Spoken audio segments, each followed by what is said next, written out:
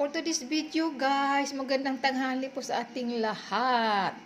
Ako ngayon magluluto guys ng ulam namin guys. Oh, ito guys, karning kambing to guys.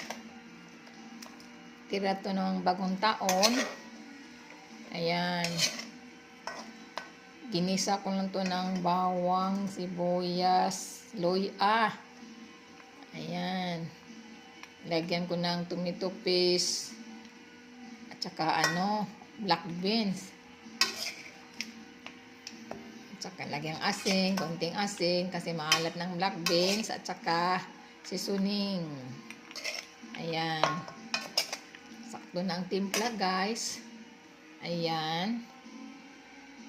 Lagyan natin ng sesame oil guys, para lalong sumarap. Sesame oil, ayan. Lagyan natin to ng sesame oil guys. Ayan.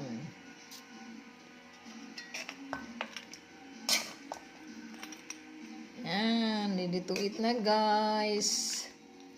Karning kambing. Yummy, yummy.